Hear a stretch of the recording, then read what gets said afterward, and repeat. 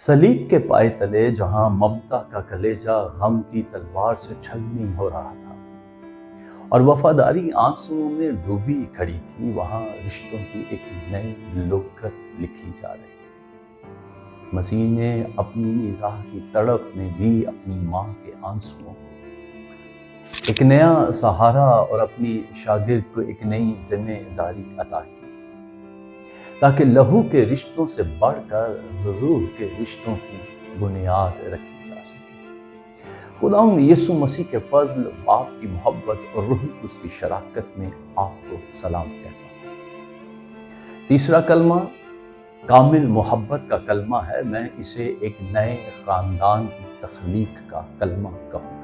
सलीब के पाए तले जहां खून और आंसू मट्टी में मिलकर एक नया अहद रकम कर रहे थे, मसलूब मसीह ने अपनी निजाह की तड़प में भी एक ऐसा शाहकार तख्लीक किया जिसने जमीनी रिश्तों को आसमानी तकद्दुस अता कर दिया।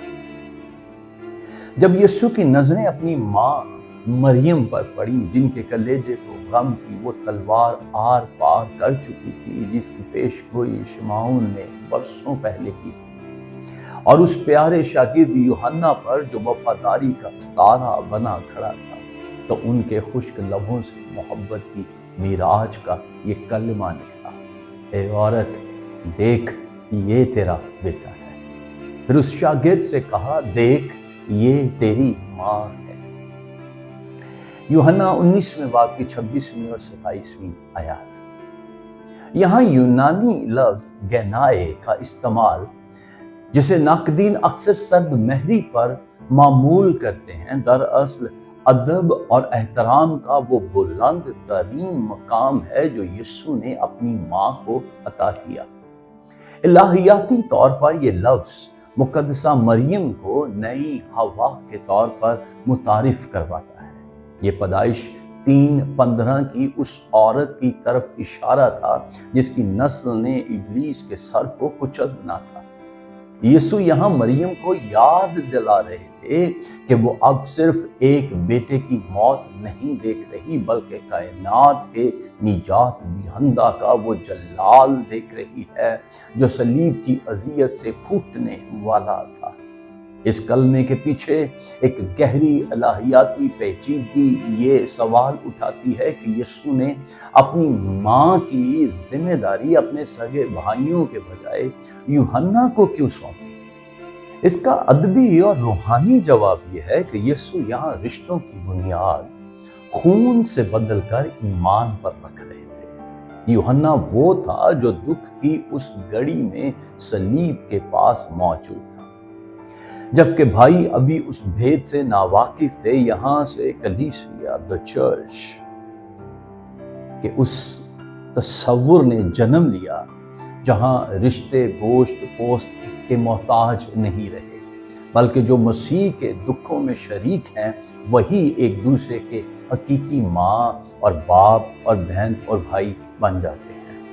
ये एक मुकद्दस तबादला था। यीशु ने मुकद्दसा मरियम से उसका लख्ते जिगर लेकर उसे एक वफादार शागिर्द बेटे के तौर पर दे दिया, और यूहन्ना से उसकी जवानी की बेफिक्री लेकर उसे एक बूढ़ी माँ की खिदमत का अबदी बोझ सौंप दिया।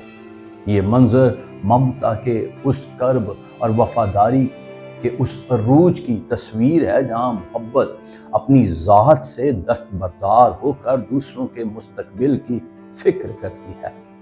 अमली तौर पर यह कलमा हमें सिखाता है कि रूहानियत हमें अपनी ज़मीनी और ख़ानदानी जिम्मेदारियों से सुबकदोश नहीं करती, बल्कि इन्हें मज़ीद मोतबर बना देती है। यीशु ने कायनात का बोझ उठाते हुए भी अपनी माँ की तन्हाई का एहसास किया, जो कलीसिया के लिए एक दायमी सबक है कि वो बेवाओं, यतीमों, बेकसों के लिए एक पनाहगाह बने। ये कलमा साबित करता है कि मसीह का दिल इतना वसी है कि उसमें पूरी इंसानियत के दुख समोए हुए हैं। صلیب کے سائے میں شروع ہونے والا یہ نیا رشتہ آج بھی ہر ایماندار کو یہ پیغام دیتا ہے کہ ہم مسیح میں ایک دوسرے کے نگہبان ہیں، اور ہماری اصل پہچان وہ محبت ہے جو دکھوں کے بیچ بھی رشتوں کا مان رکھتی ہے۔ مسیح کا یہ کلمہ ثابت کرتا ہے کہ صلیب صرف گناہوں کا مقام نہیں، بلکہ ایک ایسے عالمی خاندان یعنی کلیسیا کی جائے پیدائش ہے جہاں کوئی تنہا اور بے سہارا نہیں ہے۔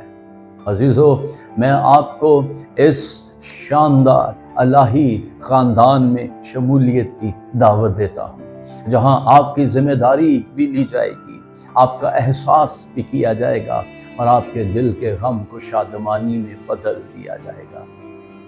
خداوند اس کلمہ کے وسیلہ سے آپ سبوں کو برکت بخشے، اور آپ کی زندگیوں میں تنہائی ختم ہو اور آپ خاندان والے بن جائیں۔ مسیح کی سلامتی آپ پر ہوتی رہے۔ God bless you.